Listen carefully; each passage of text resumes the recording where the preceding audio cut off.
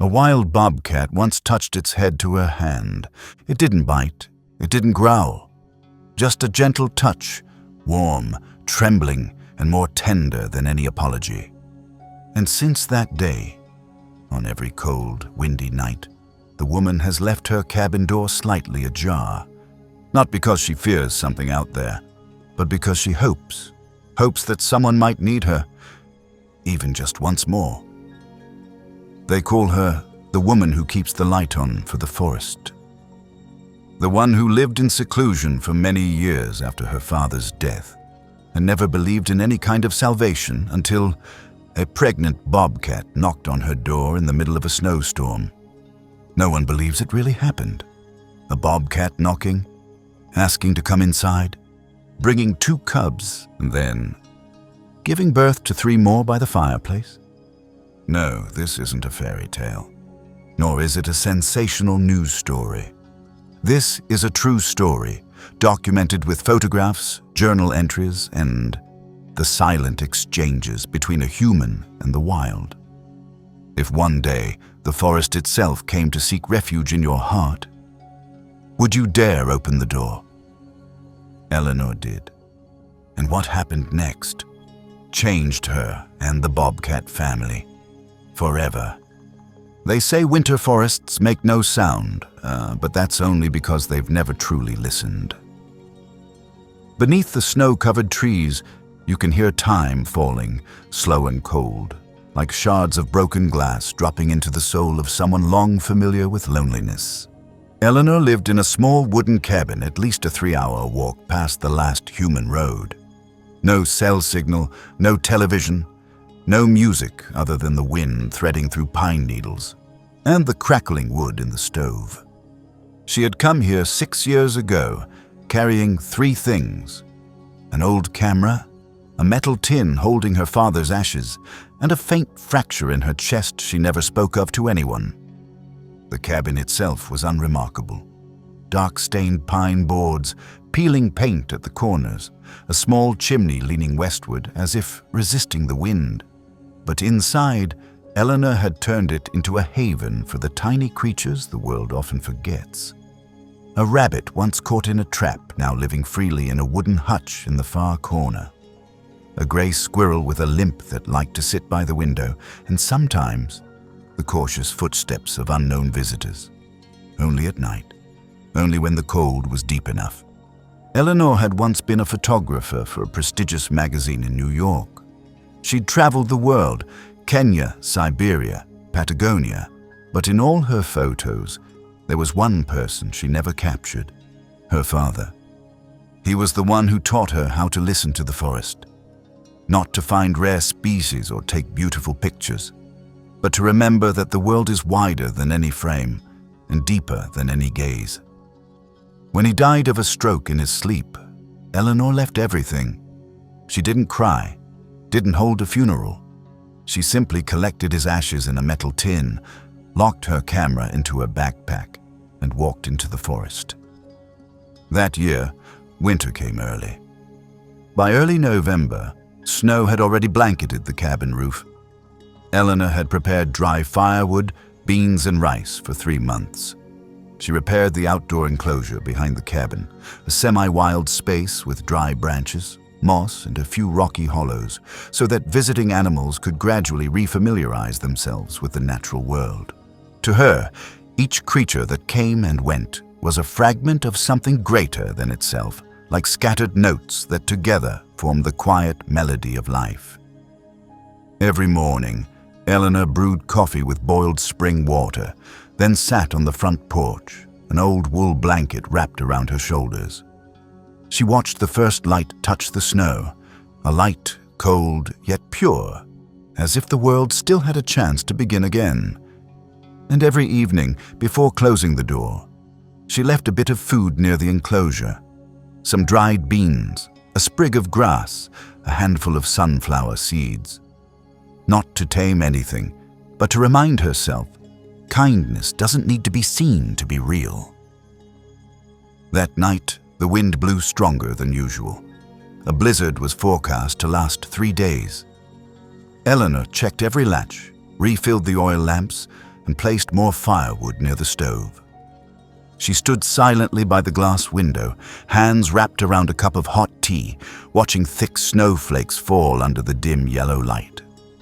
The cold was so bitter that frost formed a thin layer over the glass, like a sheer curtain separating her from the world outside. No sounds, nothing to announce about what was coming, just a prolonged silence. And Eleanor's heart, beating slow and sorrowful, like every other night, until a very soft sound rang out. Knock. Eleanor thought she imagined it. Knock, knock. A tapping, so light, as if something lacked the strength to knock harder. It wasn't the wind, it wasn't the trees. She set down the cup. Her heartbeat quickened, not out of fear, but because no one had knocked on her door in so long. She walked over, hand resting on the icy door handle. Outside was the storm, the forest, a place no one should appear in at this hour. The door creaked open. A rush of cold air slapped her face, carrying snow and an image that froze her in place. A female bobcat, smaller than she'd imagined, stood motionless under the porch light. Snow clung to her fur. Amber eyes stared into Eleanor's, not growling, not panicked, just a direct gaze filled with desperation. Beneath her belly, two small forms trembled, dark spotted cubs pressed against their mother's legs, soaked and exhausted. Eleanor didn't move for several seconds. She had never seen a bobcat approach a human like this, especially not a mother, pregnant, leading her young, to knock on a door. A memory surged forth, the last time her father cradled a small fox. His eyes held that same look, not fear of dying, but fear of being left behind. Eleanor stepped back, said nothing. She opened the door wider, and the bobcat stepped inside. Not every door opens to something familiar. Some doors, when opened, change everything inside, forever, with just one look. The wind rushed into the cabin as Eleanor opened the door. Snowflakes clung to her shoulders like tiny blades, slipped into her thick wool sweater, slapped her cheeks like the cold, indifferent hands of the mountain. The bobcat stood there still. Her body trembled slightly, but not from fear. It was exhaustion, from surviving a storm no creature should have to face. Hunger, cold, and deep snow. The two cubs clung to her sides, flickering like dying embers. Their fur was wet, ears flattened, noses twitching. Eleanor had never seen a bobcat up this close, but it was that very unfamiliarity that held her still. The mother's eyes, no growl, no suspicion, seemed to be asking a question only the truly lonely could understand. Is there a place for me? Eleanor knew reason was screaming in her head. Number, you can't. This is a wild animal with claws, sharp teeth, and unpredictable instincts. And she's pregnant. If threatened, she will protect her young at all costs, even attack. She looked at her hand, trembling, not from the cold, but from the fear of something that had never happened before. She took a deep breath, reached out slowly, didn't touch, just opened her palm as if offering a sliver of trust even she wasn't sure she had. "Come in," she whispered, barely more than a breath. The bobcat didn't move immediately. She blinked once as if probing, then silently stepped forward, her slender shoulders rising with a delicate sigh. The cubs followed, dragging their little feet across the threshold, leaving small round footprints that melted into puddles on the wooden floor. Eleanor closed the door. The wind was shut out, leaving behind a dense hush like cotton. Only the faint breathing of the three creatures remained, and the pounding of her heart lodged near her throat. The tiny cabin suddenly felt oddly crowded, not because of space, but because of the forest air clinging to the fur, the melted snow, the scent of survival embedded in every coarse strand like an unhealed wound. Eleanor stepped back, creating space between her and the strange family. She watched slowly, studying every small movement. The mother Bobcat didn't look around. She knew what she wanted. She walked straight to the fireplace, where the soft glow lit up an old fur rug once favored by the gray rabbit, now empty. She lay down, curling herself up, carefully leaving room for the cubs. They nestled into her warm belly, letting out faint sounds, like kittens, but deeper, like an ancient melody forgotten in the forest. Eleanor didn't dare move. She sat in the armchair across from them, still holding the now cold cup of tea from earlier. She remembered what her father once said when they rescued an injured owl. You can't make a wild creature trust you, but if it comes to you first, that's a gift. On the left wall of the cabin hung an old black and white photograph. Her father, smiling, holding a fawn in his arms. The photo was never published, but Eleanor kept it as a reminder. Some things are meant to be held in the heart, not shared with the world. That night, she didn't sleep. She sat still in her chair, wrapped in a blanket, a notebook in her hands, but she didn't write. She only listened to the crackling fire, to the soft tapping of sleet on the metal roof, and to the steady breathing of a voiceless family. At one point, the mother Bobcat turned to look at Eleanor. She didn't blink. She wasn't afraid. It was simply a slow, deep, silent gaze. Eleanor felt something inside her soften, not out of pity, but because she understood the animal was placing its entire life in a fragile trust toward a human being. By dawn, the storm hadn't passed. Outside was a sea of white. Wind howled through the forest like the cries of ancient spirits. But inside the cabin, something had changed. It was no longer just a shelter for one. It had become a sacred space where the forest and humanity didn't face each other as foes, but leaned on one another to keep living. Eleanor poured warm water into a metal bowl, placing it near the fire. Not too close, not too far. The mother Bobcat tilted her head, sniffed, then, as if already accustomed to kindness, drank slowly in quiet sips. The two cubs remained asleep, their matted fur slowly drying under the firelight. She took the camera out of the cabinet, raised it, but then lowered it again. Some moments, if framed, lose their magic. In her mind at that moment, only one question remained. If wild creatures are brave enough to knock on our doors in search of shelter, are humans still brave enough to open their hearts? Some storms don't come from the sky.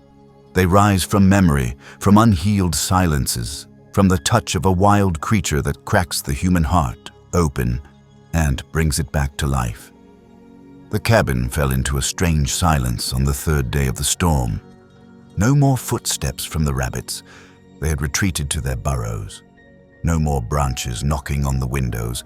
The snow had silenced everything, and no more Eleanor whispering notes for the book she never dared to write.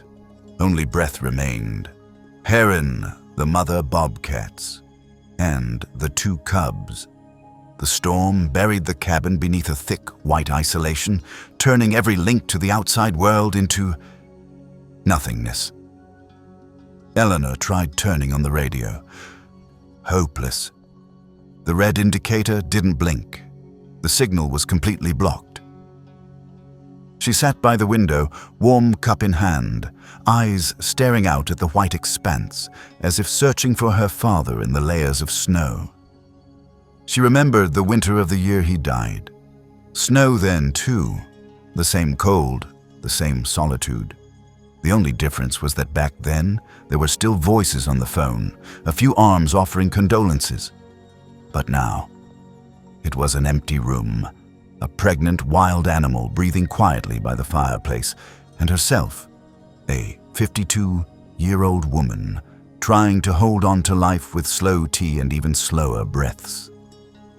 Once, as she approached to replace the water bowl, Eleanor caught a glimpse of a small scar on the bobcat's right leg. A long cut, not fully healed. She looked at it as if looking at herself, a woman lost in time, carrying wounds no one else could see. That afternoon, just as the last light faded, Eleanor heard a different sound. Not snow, not fire, but a low, long, wet moan, like wind being strangled. She turned around. The mother bobcat was in labor. Bobcats don't cry out like domestic animals.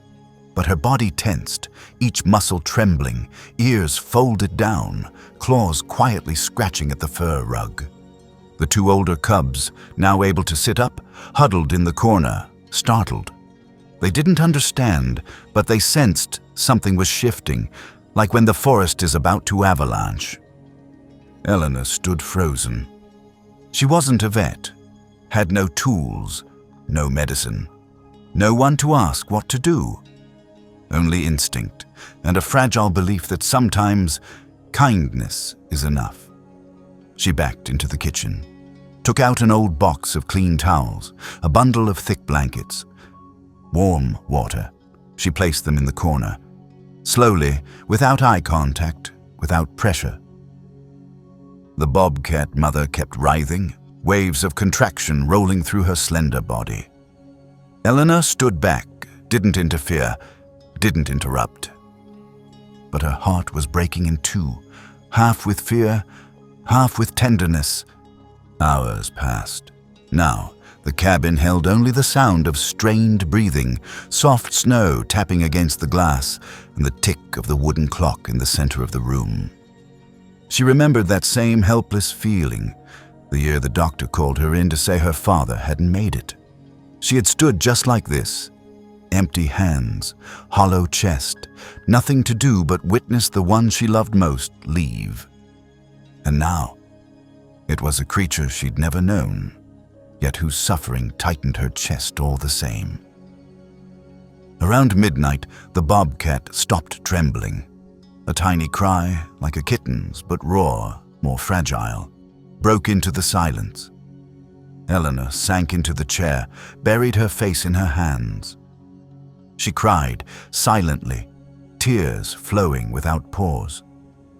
Not from fear, not from joy, but because, for the first time in many years, she felt needed.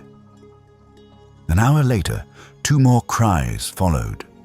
3 newborns, tiny, blind, feeble, curled together under their mother's weary belly. The mother didn't look at Eleanor. She closed her eyes, exhaled, completely spent. The 2 older cubs, once curled in the corner, slowly crept closer, curious, gently sniffing the new lives. No growls, no rivalry, just the beginning of a family, right in the living room of a woman who once believed she'd live and die alone. Eleanor didn't take a photo, didn't write, didn't make a plan. She simply lit more candles, added more firewood, and let the warmth spread. Something inside her was melting, not from the heat, but because she had seen. Some storms come to take, but some storms come to return what was lost. When there's no one left to ask, we begin to remember those who once taught us how to listen. And in the faint breath of the forest night, memory speaks again, like the final flicker of light inside a thickening storm.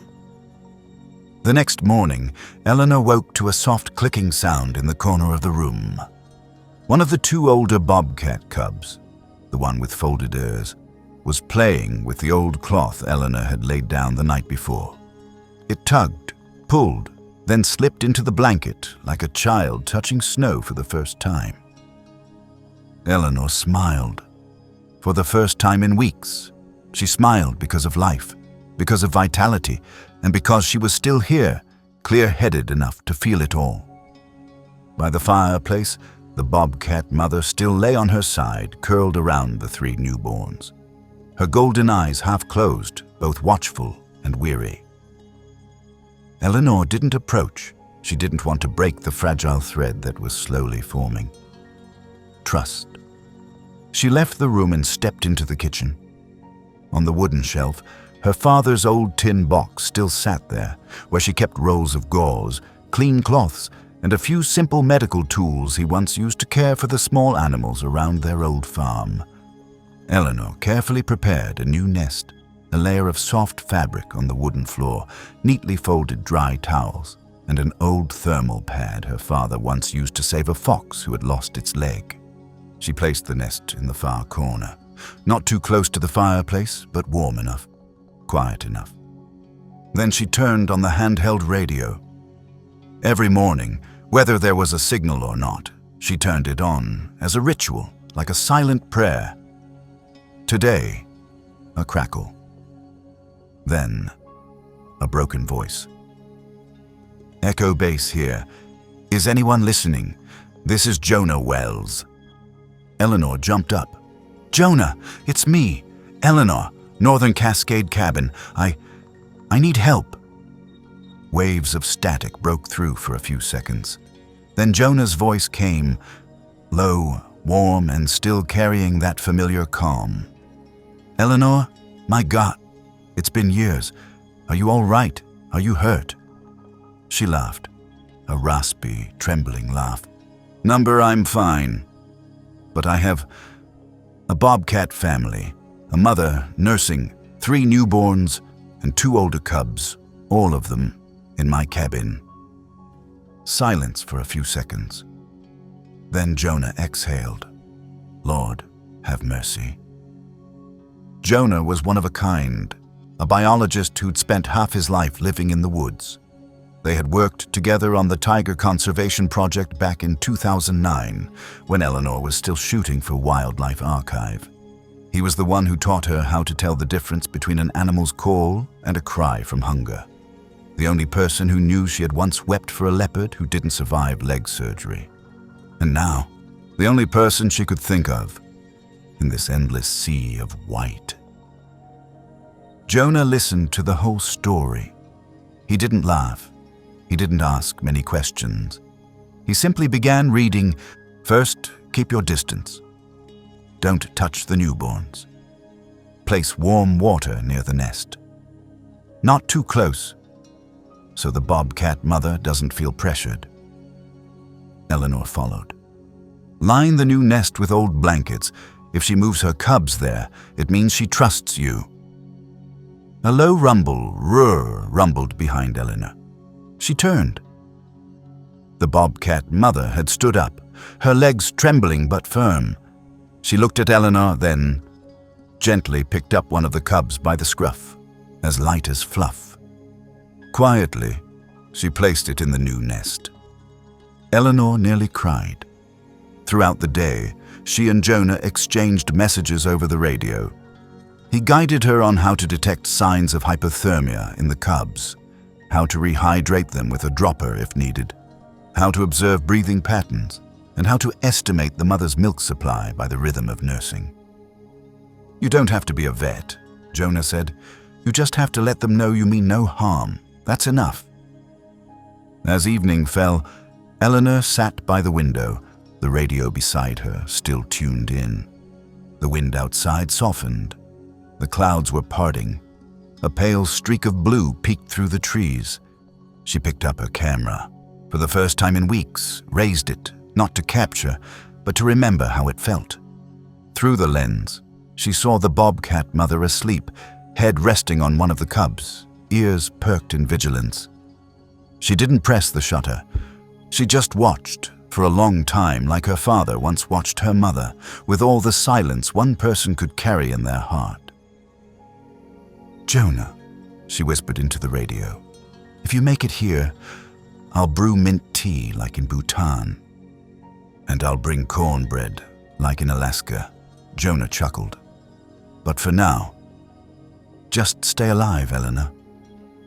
Night fell. Eleanor spread a small mattress by the fireplace and curled up. She was no longer afraid, no longer felt the cabin was too large, no longer heard the wind like a stranger knocking. Because across the room, a family was breathing evenly, and across the radio waves, a familiar voice was still keeping time with her through the cold. Sometimes, trust isn't offered through language or action, but through a simple touch, quiet and unbound, as if the universe wanted to remind us, between the human and the wild, there are still places that need no defense. That night, the temperature reached the lowest point of winter. The degrees kept dropping. Ice clung to the outside of the cabin, thick as glass, sheathing the world. Eleanor pulled on another coat, even though she was indoors. Her breath came out in small clouds, even by the fire. The Bobcat mother cradled the 3 newborns in her body. Faint, suckling sounds echoed softly whenever the cubs shifted to nurse. The 2 older ones, children of the first storm, lay a bit farther away, as if understanding they shouldn't intrude on the silence of new life.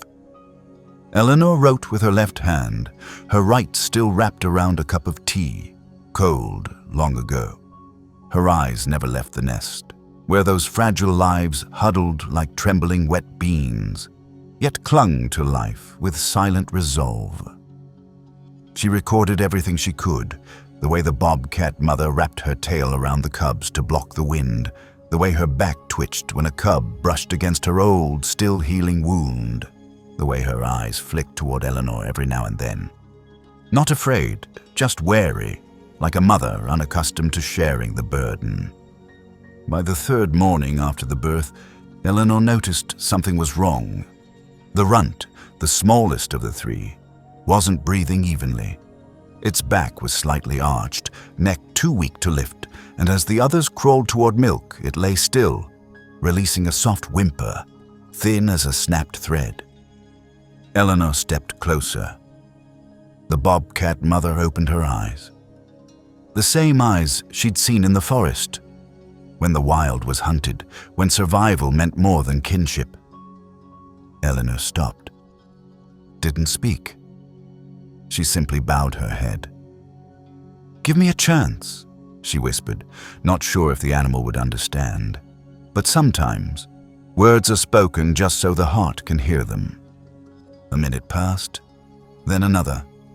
The Bobcat mother raised her head. She didn't growl, didn't abandon her cub. She just stepped back half a pace. A silence opened, narrow as a door crack between 2 worlds.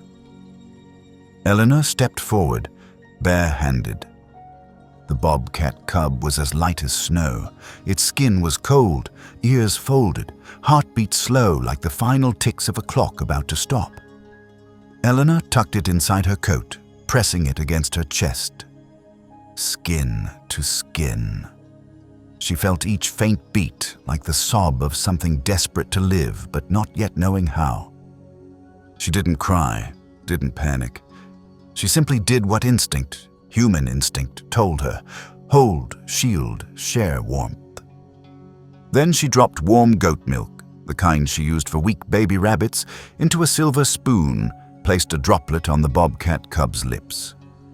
After a while, its mouth twitched. Then, a faint suckling sound, fragile but real. Eleanor exhaled, realizing she had been holding her breath. After nearly an hour, the cub's breathing steadied. It began to stir gently, even let out a faint squeak, as if calling for its mother. Eleanor leaned down, ready to return it to the nest. But then, something inexplicable happened. The Bobcat mother didn't come to retrieve the cub. Instead, she stepped forward, very slowly. Eleanor stayed still, didn't move. She knew she was standing in a place that didn't belong to her. Any wrong move could break what had been so carefully built.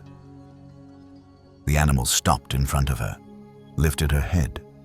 No growl, no swipe, no snatching the cub away, just a single touch of the head, against her hand.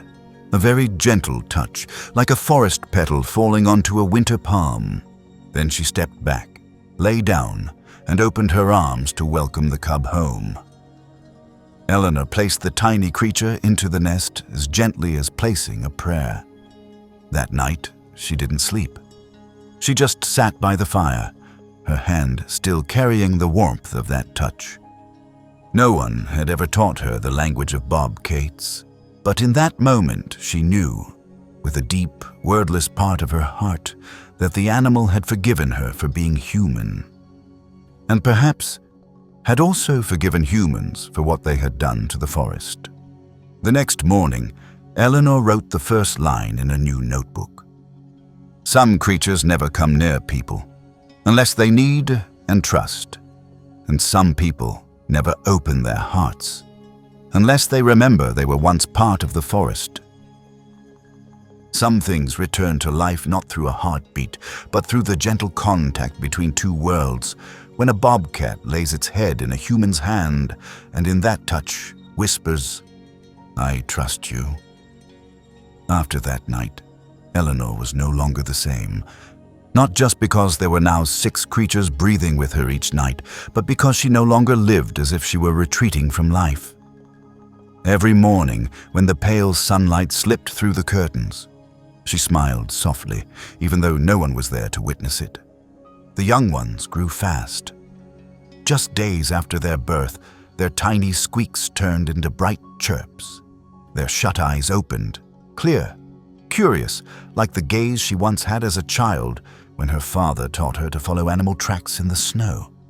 Eleanor wrote more, no longer scientific notes, but short lines, like a journal, capturing feelings. She wrote as if whispering to herself, to her father, and to the forest behind the frosted glass. I didn't think I could love anymore, but maybe I had just forgotten how. By the 3rd week, the storm subsided. Not completely.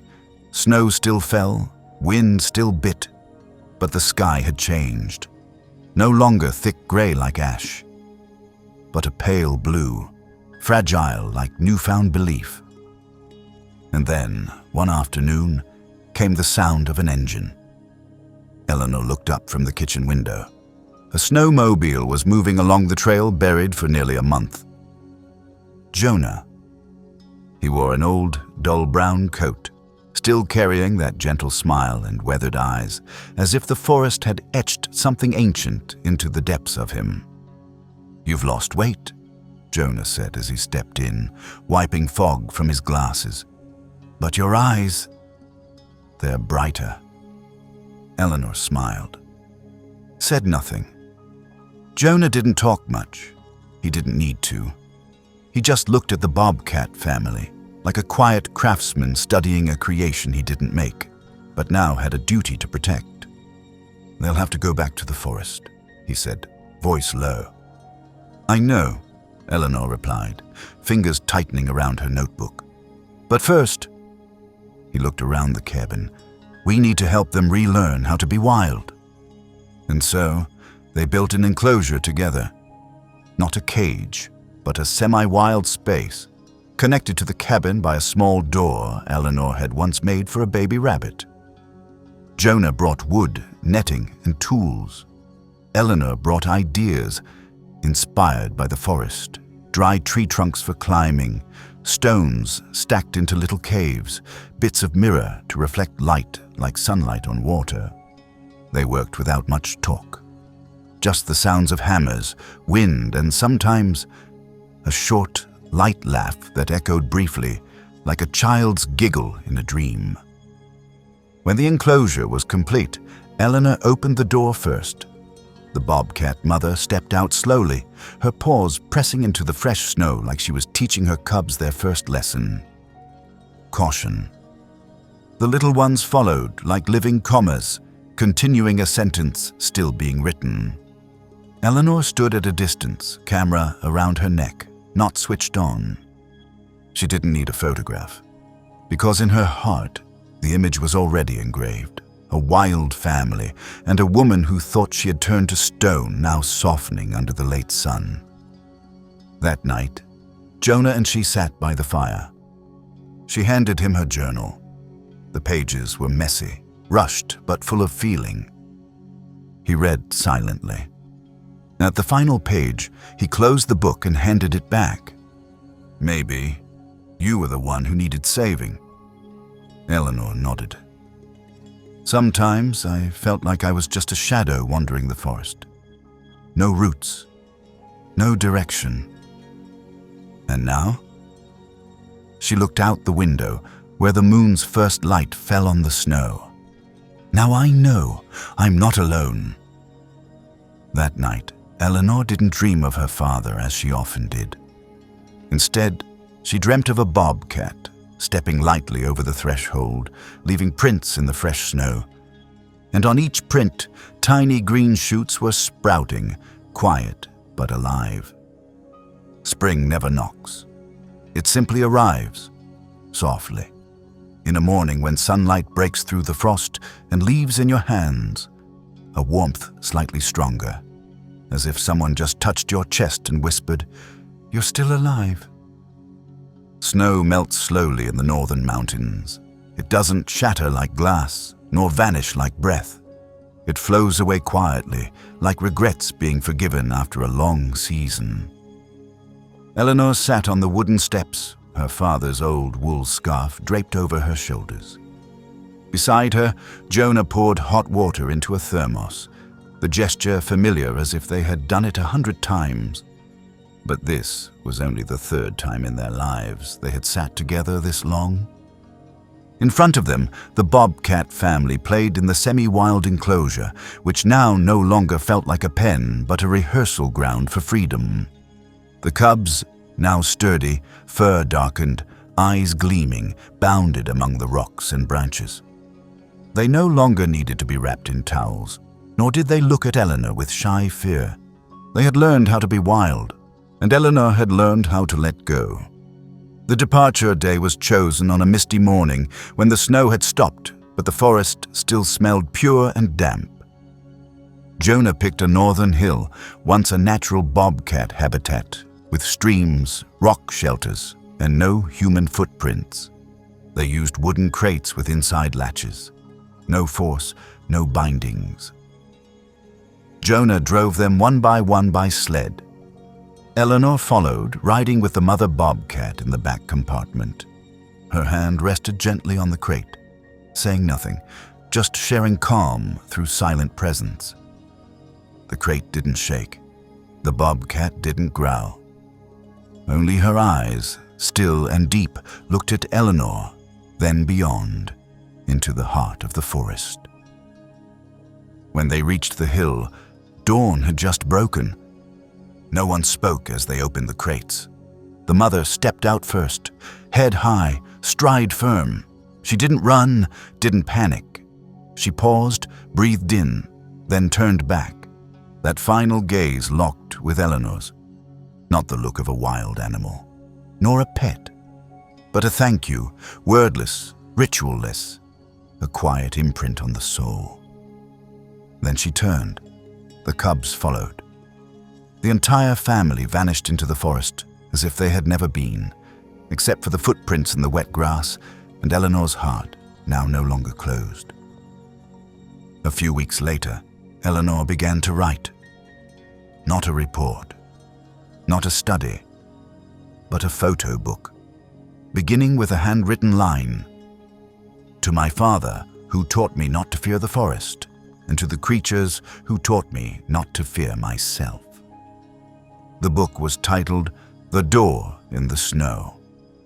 Jonah helped her edit the captions, organize the timeline.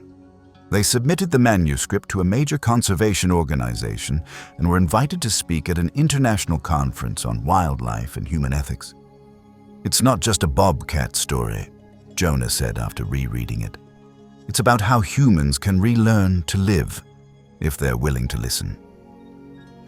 Every night, Eleanor still leaves the porch light on, not because she's afraid of the dark, but out of habit, and because sometimes, on nights when the winds change seasons, she hears a soft knock on the wooden door. No one's there, just snow swirling in small eddies under the light. But she still opens it, just a little, and gazes into the forest, as if to say, if you come back, I'll still be here. Still warm, still believing. The cabin is no longer a place of hiding, but a rest stop for the lost. a quiet point on the cluttered map of the world. A door that knows how to open, not out of expectation, but out of hope. And Eleanor, the woman who once thought she was born to be alone, has left behind a legacy. Not fame, not museum photos, but a place where miracles happen when humans are gentle enough not to turn away from a cry for help, even if it comes from something with claws and wild eyes.